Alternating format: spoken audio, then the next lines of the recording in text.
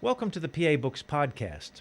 PA Books is a production of PCN, the Pennsylvania Cable Network. This program features interviews with authors of books on Pennsylvania people, history, sports, business, nature, and politics. While the focus is always on Pennsylvania, topics like the Revolutionary War, the Battle of Gettysburg, the Industrial Revolution, the coal and steel industries, and authors like John Updike, David McCullough, and John Grogan have a universal appeal. We hope you enjoy this podcast.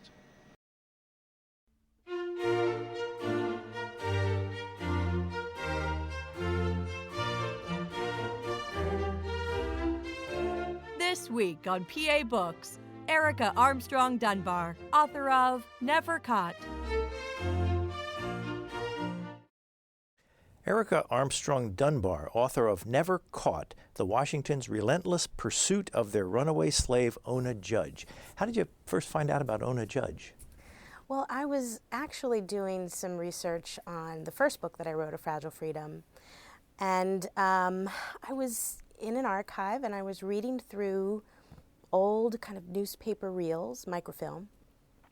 And I came across an ad from 1796 noting the runaway of a woman or a person named Ona Judge. They called her Oni in the newspaper, and it was from the president's house. And I asked myself, okay, why don't I know this story? Who is this person and what happened? And so it was actually doing work on the first book and thinking about the lives of Black women in the North, specifically in Pennsylvania and in Philadelphia, that led me to the story of Ona Judge, which once I came back to it, I said, okay, well, this is interesting. I'll come back to this story. And when I came back, I couldn't get away. She wouldn't let me get away. And when you're plowing through old newspapers like that, is it like mind-numbing, or because you have to go through a lot of stuff that is completely irrelevant to your research? Yeah, it's not necessarily mind-numbing. It's hard on the eyes after when you're reading microfilm, but it's actually, no, it kind of gives you clues about life in late 18th century America. So to read through, I don't know, advertisements, it gives you an idea of what the cost for a barrel of flour would be in 1790, and helps me understand then who could afford flour and how much. It also sort of tells us more about kind of the material culture of America too, kind of what kinds of things were being shipped to Philadelphia, how much they went for at market. So not necessarily mind-numbing, but more it's work and requires a great deal of patience. So you had the name Ona Judge and knew that she was a runaway, and where'd you go from there? I went all over from there. I really, I started really from the beginning of her life. And when I eventually found out that she was indeed someone who was enslaved by the Washingtons, the initial place to think about, of course, was Mount Vernon. And of course to think about George Washington's papers and to check to see if he had actually written anything about her, if her name came up in any household account books and logs. And before I knew it, there I was with her name, Oni, appearing here and there in a household account book for money for stockings or for a new bonnet. And so it helped me kind of understand her age, the kinds of things she was doing in the household, where she was, and also began piecing together her life at Mount Vernon before she left Virginia. Now, at Mount Vernon, how many slaves did George Washington have? Well, the combined between them, actually, George Washington had fewer slaves than did Martha. Martha Washington was married before George Washington, and her husband, he died and left her a fairly well-landed, wealthy woman with a considerable number of slaves, so that by the late 1790s, there were over 300 enslaved people at Mount Vernon. But the majority of those enslaved people belonged actually to Martha. So George Washington was actually, he held over 100 slaves. He was a kind of, at the time that he married Martha Washington, was a kind of middling slave owner with some wealth, but it was actually Martha Washington who held the wealth in the family. What would life have been like for Ona on Mount Vernon? Well, what I was able to track in terms of her life was that she grew up the daughter of an enslaved seamstress whose name was Betty, and she learned her mother's trade. So she became actually an excellent seamstress.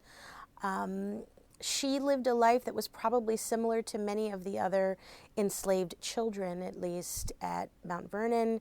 She kind of made a way for herself until the age of 10, when she was called to serve in the house. So she was not one of the other enslaved people working in the fields, growing tobacco, later wheat or corn. She was kind of relegated to domestic duties.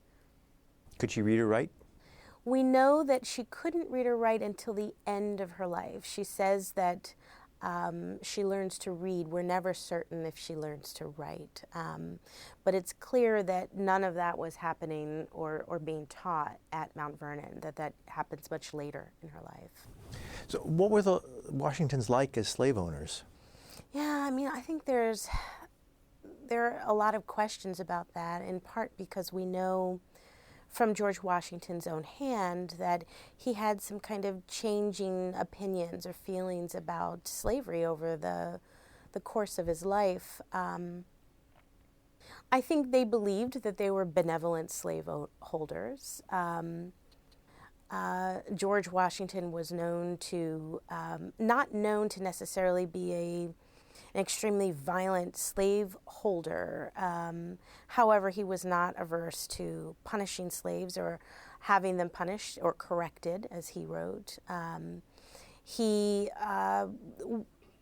worked to keep his family, the families of enslaved people, together, meaning on the estate of Mount Vernon, but there were, 5 separate farms at Mount Vernon, so being kept together, or having slave families stay together, was something that could only happen if it benefited Mount Vernon.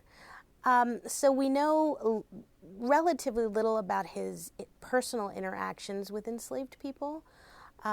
He had one very relatively well-known enslaved valet, William Lee, who served him for many years at Mount Vernon, and then eventually went north with him once he became president.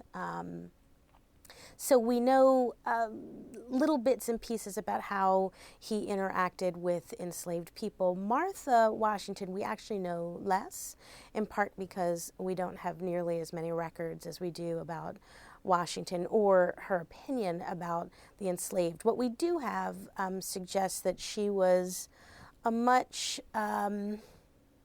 more invested in the system of slavery, much more invested in passing on the legacy and the inheritance, the wealth that came with the inheritance of enslaved people. So, as I said before, the Washingtons weren't necessarily known for being extremely violent slaveholders. Nonetheless, they did buy and sell slaves.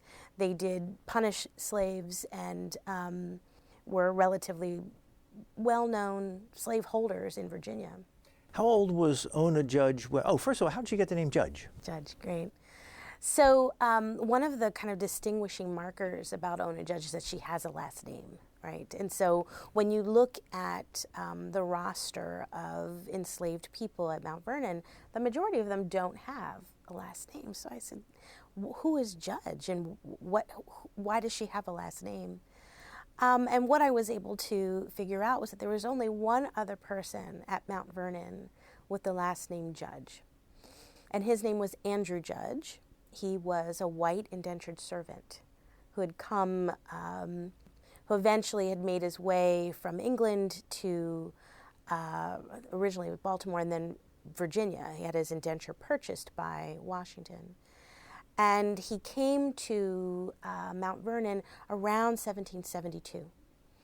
and he actually served as a tailor. So he was in the business of garment making, as was Ona's mother, Betty, who was a seamstress. You say in your book that he made the uniform that George Washington wore to was it the First Continental Congress? Yes, and many other kind of important outfits. He was, Washington wrote about him in his, or at least noted his name in some of his documents, his account books. So we know that he was a kind of respected tailor, clearly, and he was the only other person with the last name Judge in all, not just in Mount Vernon, but in all of what becomes Fairfax County. And so that, in addition to knowing what the descriptions were of Ona Judge, it became very clear that she was mixed race. She was described as freckled and very fair-skinned, and so those things made me feel very comfortable assuming that that was her father. Were there any pictures of her that exist? No images. I wish we did, not even sketches, but what we do have are descriptions of her, one from the Runaway advertisements that appear when she does take her leave. And then later on, there's some accounts that happen later on in her life, and then afterwards that people described what she looked like, and they're fairly consistent. Were the mother and father married? No. And yet they gave the daughter the last name of the father. Yeah, which is really sort of interesting when we think about, well, this is an enslaved woman, an enslaved black woman, and a white indentured servant. Now, we know that Ona Judge's status in life as an enslaved person followed her mother, but it's very interesting that she has this marker of a last name. And so it, of course, made me question, well, did Andrew Judge want to claim Ona Judge? Did he want to claim maybe Betty, her mother? And perhaps figure out some way after he worked off his indenture agreement to maybe make them a family, make them all a family. We don't know the answers to that, to those questions that I have, and that's part of doing the research on enslaved people, and in particular women. There's so much that's not documented that sometimes it leaves us empty, and when we want to have answers. And so what I could sort of figure out from records is that he eventually does leave Mount Vernon. He works off his indenture. He ends up having his own home. And in his home, there is a recorded a record of a black person living in his home.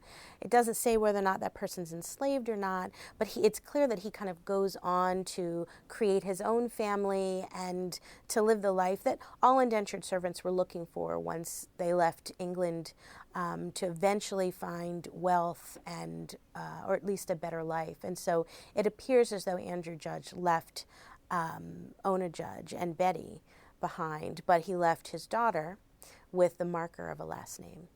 How hard is it as a historian to know that you've got all you can possibly get for this book, and or that the day the book is published you'll come across a document that will change things? Yeah, that could change the story. No, it's, for a lot of historians that might be nerve-wracking.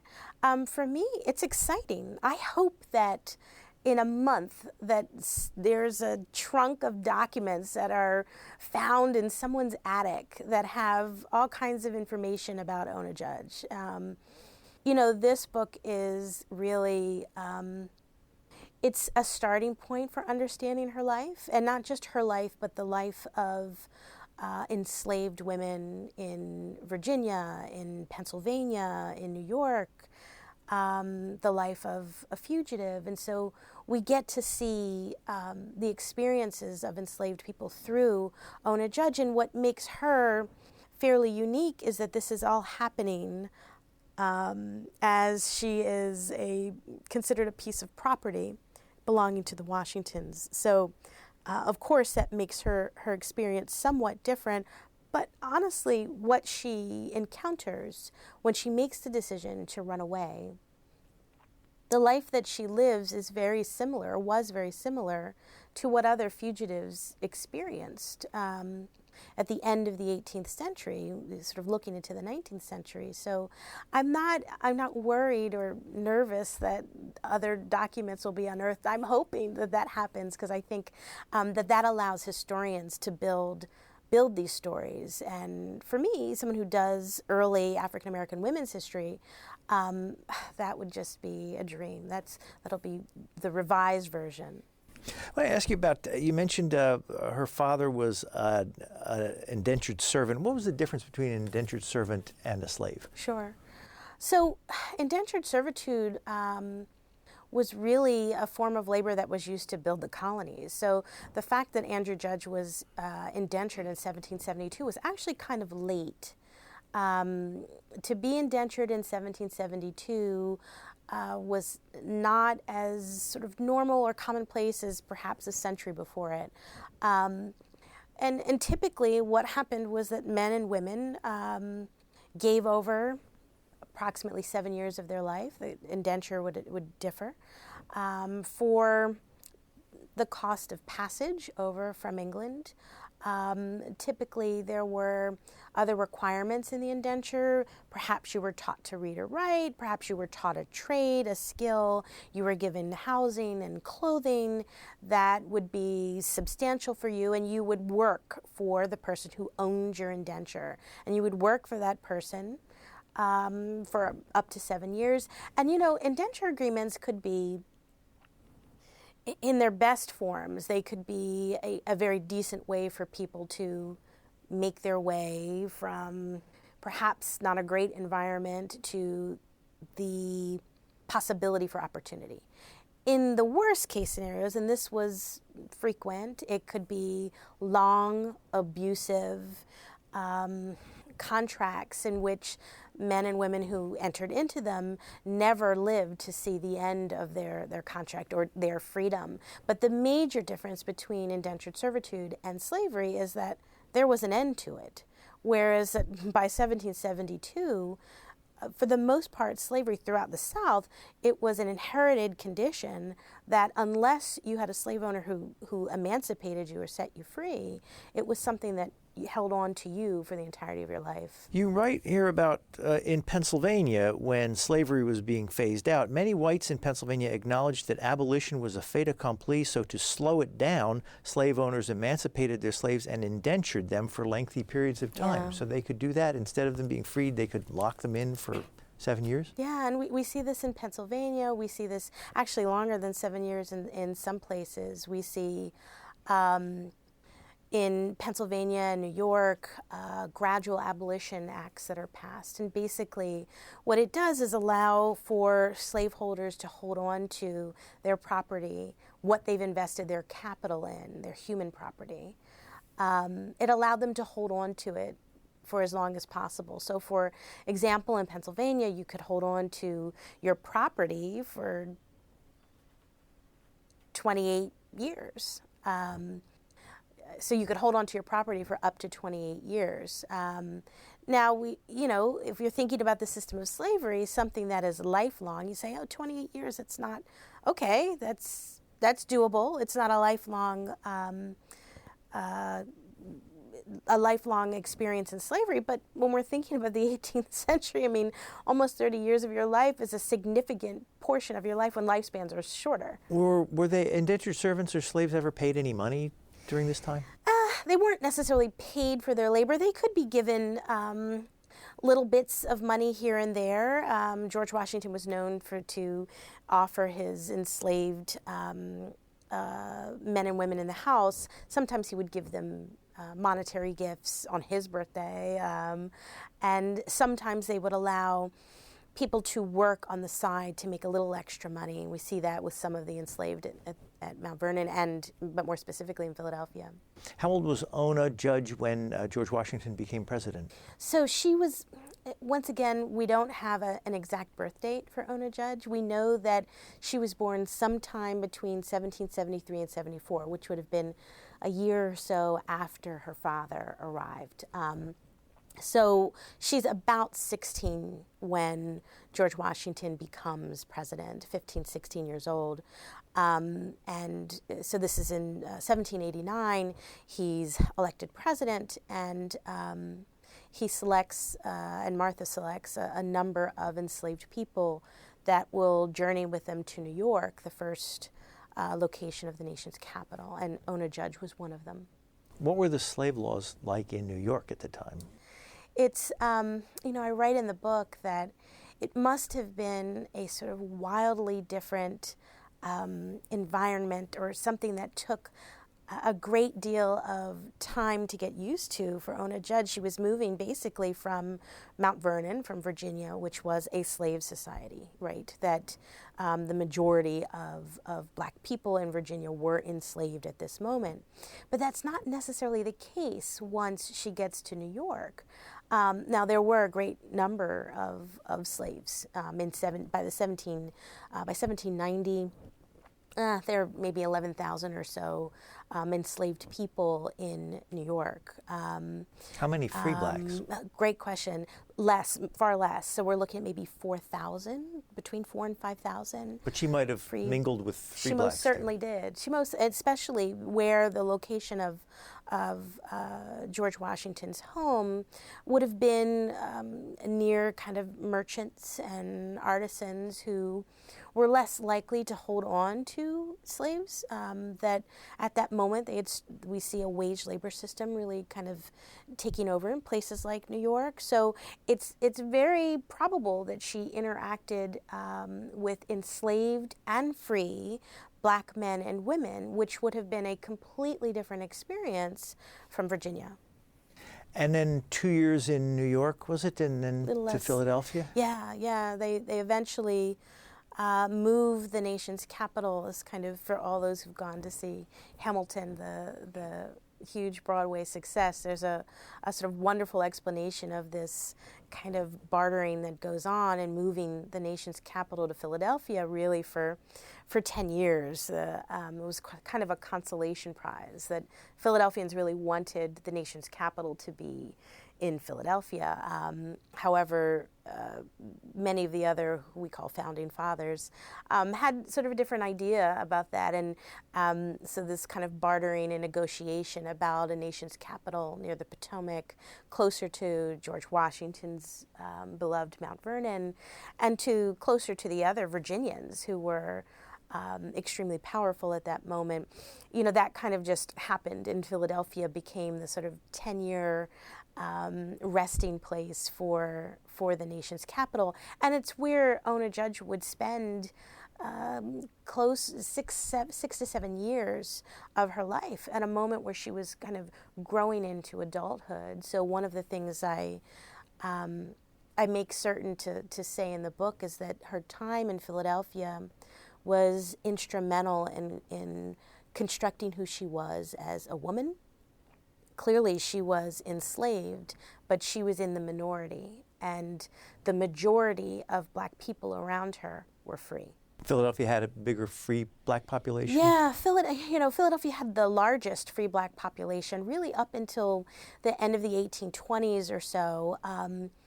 By the time that Ona Judge arrives in Philadelphia, we're looking at between 6,000 and 7,000 free people, and then that number just continues to kind of rise every decade, much faster than what we see in New York, at least until the late 1820s.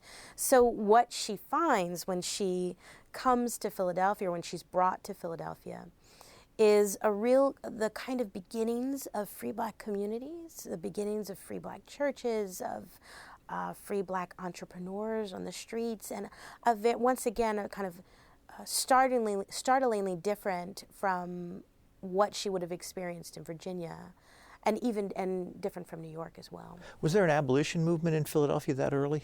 Yeah, there was, not the one that we kind of, when we think about abolition, we typically think, William Lloyd Garrison, and at least in Philadelphia, we're thinking the Purvises, and that's a much kind of later 1830s, 1840s movement, but there were a significant number of people who had already made the decision that slavery was not something that was financially feasible for the majority of Philadelphians, but also those in the state. But there was a large Quaker presence that were really among the first to come out and voice their strong opposition to human bondage. So I really think it was the Quaker presence, as well as kind of what was happening with the economy and this transition to a wage labor system that pushed Philadelphia to really be the kind of bedrock for free black communities in the North. Was there an Underground Railroad presence in Philadelphia? Yeah, so when we think of the Underground Railroad, it's really kind of more of a 19th century construction. So, and this is the end of the 1800. Yeah, so.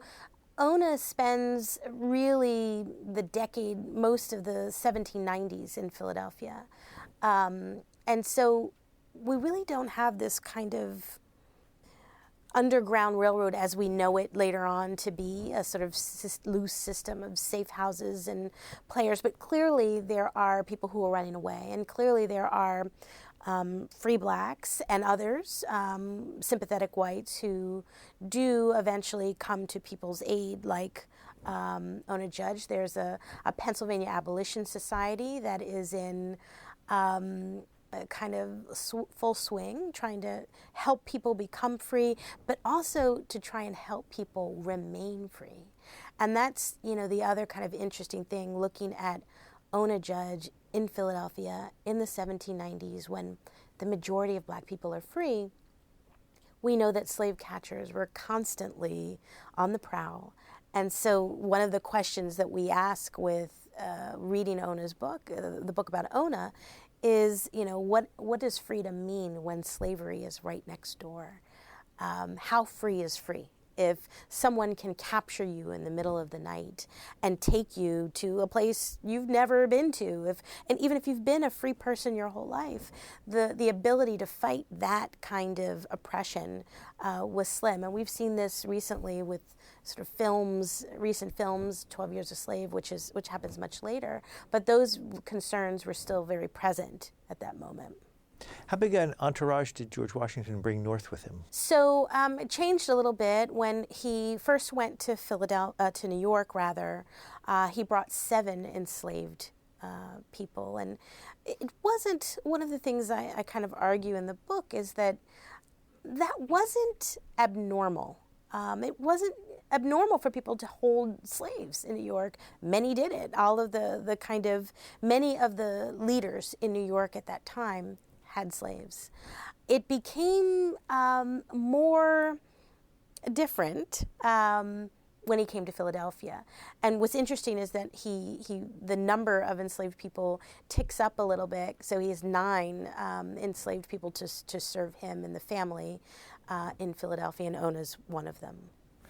What were her jobs? So Ona Judge became Martha Washington's sort of top bondswoman, top slave. She was responsible for the very kind of intimate duties of caring for one's slave owner. So that could mean taking care of her clothing, helping with bathing, brushing hair. As a seamstress, she did take care of her clothing. As Martha Washington moved forward in her husband's presidency, those responsibilities were kind of shipped out. So Ona wasn't necessarily making her clothing anymore, but caring for it, cleaning it. She would also attend social calls with Martha Washington. So she became a recognizable face among the kind of elite. You tell a story about how George Washington went to see a play that he particularly liked, and so he gave a ticket to Ona Judge to go to see it. Yeah, another night. And it's another example that shows kind of the difference of life in Philadelphia versus, say, Mount Vernon. When we think about the arts in the 18th century, right? So there are theaters and circuses that that she would attend, and this was an instance where he liked the play and wanted to allow Ona and others who were enslaved to go see it. And so this shows this kind of a taste of freedom. It's a kind of these moments where she tastes freedom. Here she is going to a play, money that's been paid for, not by her, but by Washington. And same thing with going to see the tumblers or going to the circus. And Washington writes about this, and we can document it through his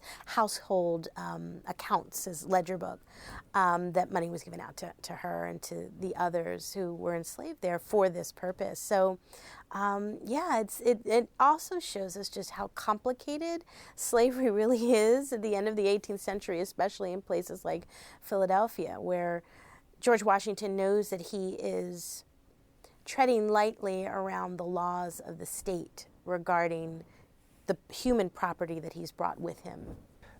Can you explain that, what the 6-month window was? Sure. Well, part of the Gradual Abolition Act of 1780 in Pennsylvania, it said, look, if you are a slaveholder, you're a non-resident slaveholder, so you're from another location, and you come to Pennsylvania and you bring enslaved people with you, you can only stay 6 months. And if you stay longer than 6 months with those enslaved people, well, those enslaved people are entitled to their freedom.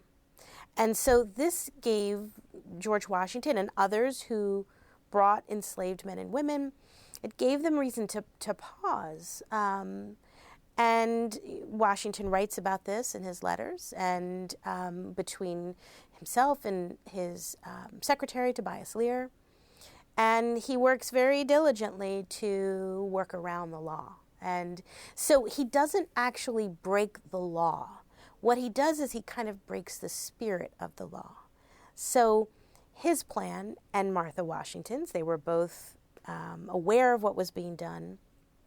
They would basically rotate their slaves out of Pennsylvania back to Virginia every 6 months. If they couldn't make a trip to Virginia, if it was too inconvenient, a quick trip to visit friends in Trenton or somewhere else. Over to New Jersey.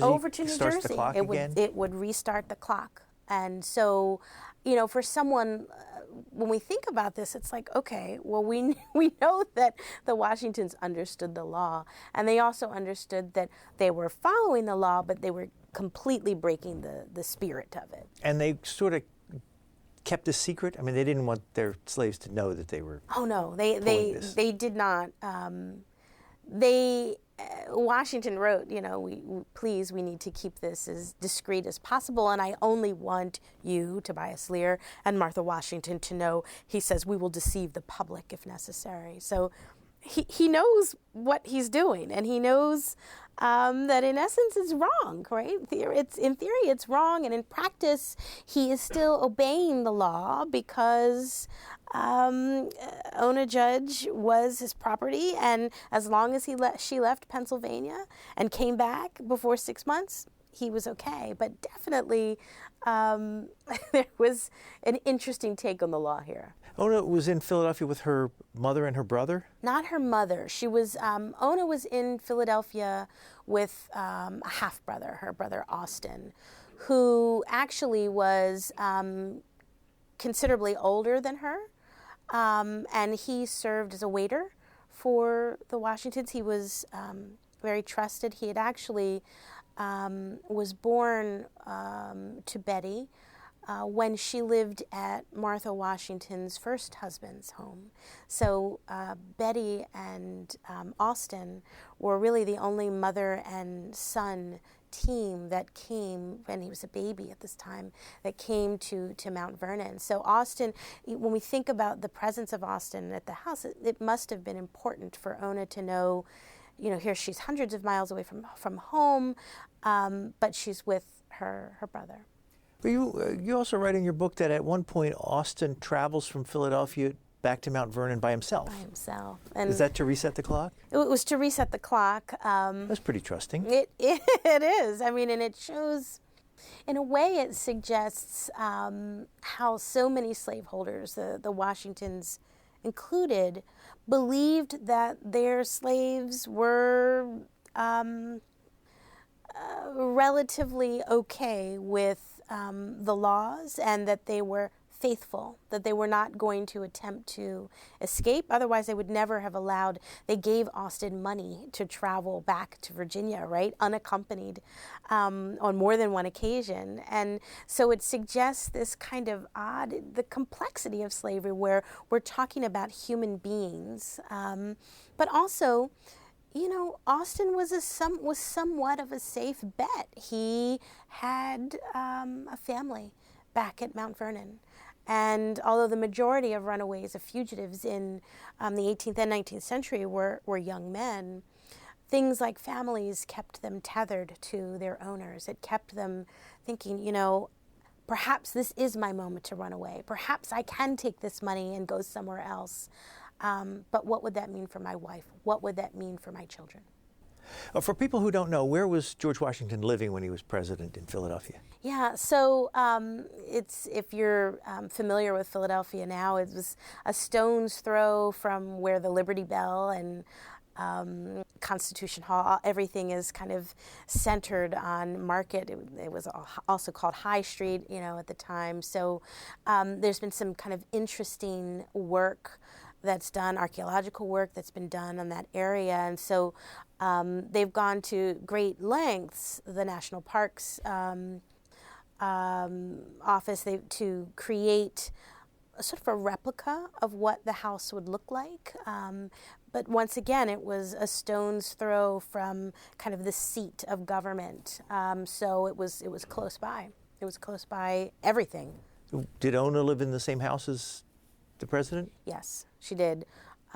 We know that she slept more than likely in the bedroom adjoining George and Martha Washington in their bedroom. So the Washingtons were in charge of or brought two of their grandchildren to live with them.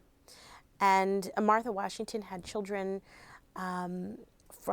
with her first husband. She had no children with George Washington. So George had no biological children.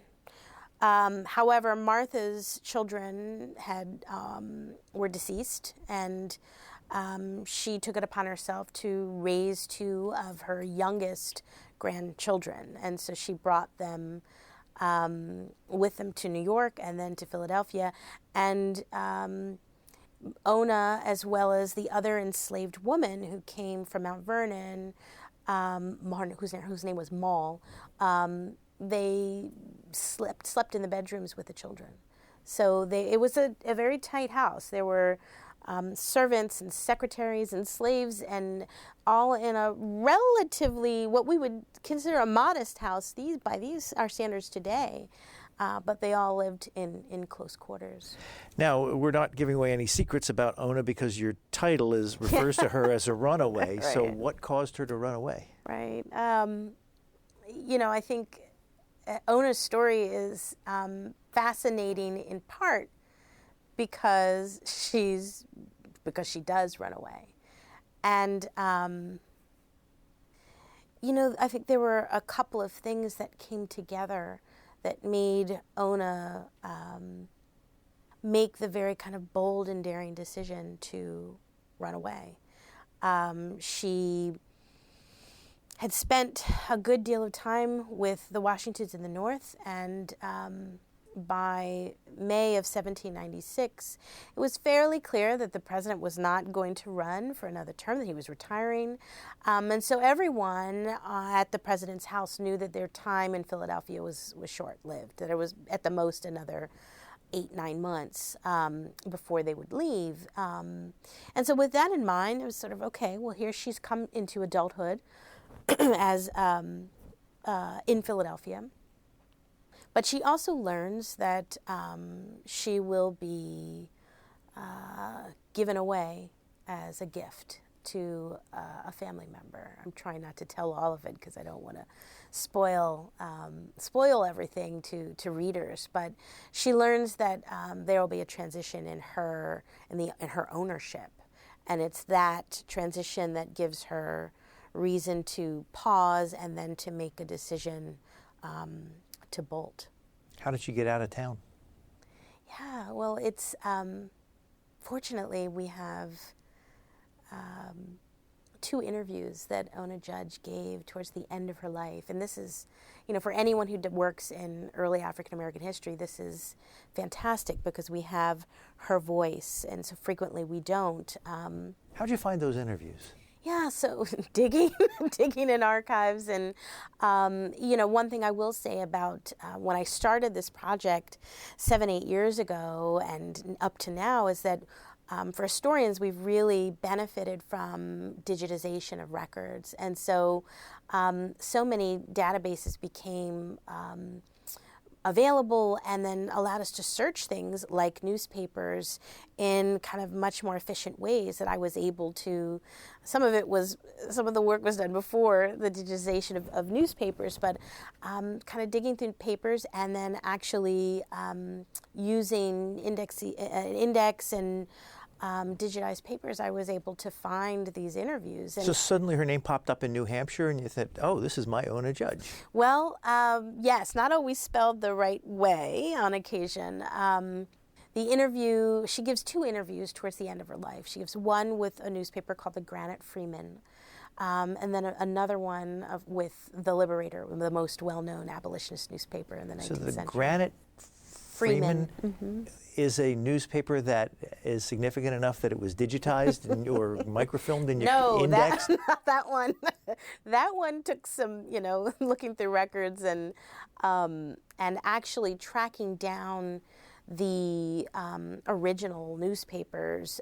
It was part of what I was doing in New Hampshire on research trips. And so to find that newspaper, and then The Liberator was searchable. That was digitally. So to find these 2 and then to check to see if there were other interviews. The interviews were reprinted in other newspapers, but these are the only locations where she actually gave her words, her testimony. And she's very careful to talk about her escape in ways that will not be damaging to those who help her run away. How old was she when she gave the interviews?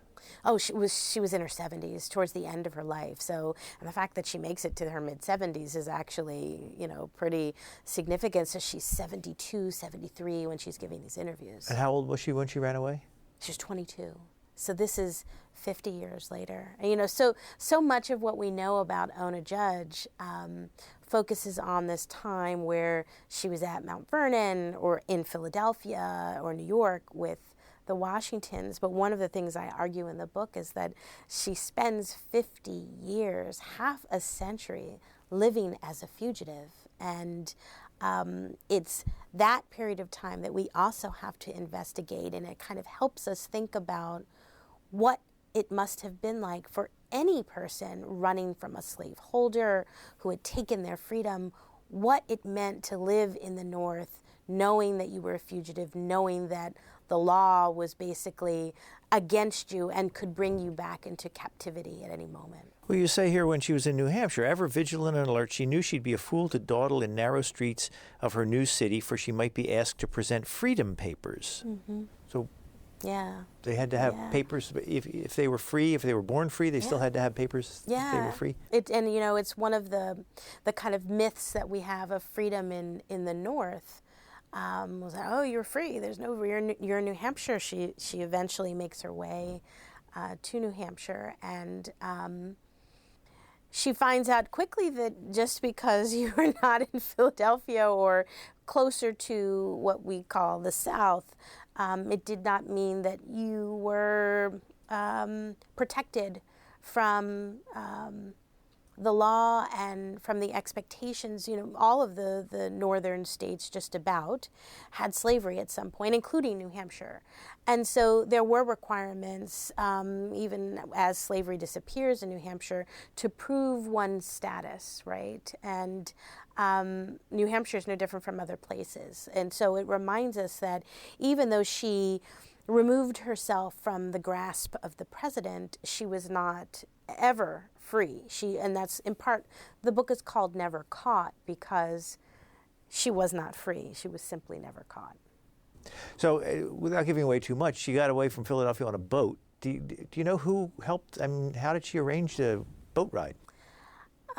So she was careful once again in her interview. She tells us in her interview who took her away. And she tells us that the free black community of Philadelphia helps her. She never names names. The only name she gives us is the name of a captain by the name of John Bowles. And she says in her interview that she only named him because she knew he had died. So he was protected because at that moment, the fact that he had helped her arrive in New Hampshire, that was indeed breaking the law, a law that George Washington himself had signed regarding the Fugitive Slave Law of 1793. So she was very careful not to name names. And we see that kind of practice with all fugitives later on in life. We see it with the Frederick Douglass and others who are very cautious about naming names. Could you tell from reading these interviews or anything else that was written about her what she was like, what her personality was like? I don't know that I would say I know what she was like or her personality was like from the interviews. I will say that chronicling her life, watching her or learning about her move as a teenager, basically, at least what we construct as a teenager now, on her own, to New York and then Philadelphia, and then to find the kind of grit and determination and the strength to turn away from everything that she knew for freedom, for a sampling of freedom. That tells us a great deal about her inner core, kind of who she was in terms of her strength, and then the life that she lives once she is away from the Washingtons. It tells us that she's a pretty strong woman and fairly bold. That she, it's not that she wasn't scared of the Washingtons. She was. It was. She knew that she was technically their property, Martha Washington's property in particular. And she knew that she could be taken back. And once she has a family in New Hampshire, she knows those same laws apply to her children. And so she's, I would say I'm confident in my description of her as bold and daring and brave, yet tempered with the knowledge of her vulnerability as a fugitive. Well, so if she arrives in New Hampshire as a fugitive, 22 years old, something like that, knows nobody, how does she then make contacts, find a job, find housing pretty quickly? Yeah, she's, it tells us that while there's no kind of underground railroad established at this moment, that there are free blacks in New Hampshire who are willing to help people like Ona Judge and others who are fleeing a life in bondage. And so she leaves this part out of her interviews in order to protect names, and but it's very clear that her friends in Philadelphia connect her with friends, free blacks in Portsmouth, where she ends up. And she is able to find lodging, and she says she finds lodging at a, actually it's the records that Washington and his companions write about her, that she finds lodging at a Free Negroes. That's what it's written in the document, that she basically finds free black people, and they agree to house her and to keep her safe while she looks for employment. How did the Washingtons react when they realized she was gone? George Washington wrote a whole lot, but he didn't write what their response was. But what we do know is that Ona Judge ran away on a Saturday, May 21st. By Monday, there was an advertisement for her in the newspaper. So they were quick to try and reclaim their slave. You have that, the Claypool's American Daily Advertiser. Is that digitized? Yeah, how'd you find that? No, it's not digitized, but it became Claypool's wasn't, but the Philadelphia Gazette was another newspaper that had her advertisement for many years. Excuse me, the advertisement appeared kind of mislabeled. Some had argued that it was in the Pennsylvania Gazette. And so I was like, okay, well, I'm looking through every issue of the Pennsylvania Gazette, and I can't find this advertisement anywhere. And there was a little note in some little file at the Historical Society of Pennsylvania, and that said this, and I was like, let me look through the other newspapers. So this was kind of good old-fashioned homework that historians do, looking through every microfilm reel, and so I found it in the Philadelphia Gazette. And some of these papers were shorter lived. And so what I found interesting was that both newspapers advertised for her fairly quickly. They advertised for her for more than a week. And when I first saw the advertisement, I was like, really? Why is the president advertising for one runaway enslaved person when there are 300 or so people left at Mount Vernon? Was Ona Judge really that important to the Washingtons that they had to get her back? $10 reward. There's a $10, the cost of a barrel of flour. So another important reason when you ask, well, you look through these newspapers, are they boring? Well, they're not boring because when I said, oh, well, he offered a $10 reward, what can we buy with $10? At that moment, you can buy a barrel of flour, right? So that's what he's offered forth in terms of compensation for returning Ona.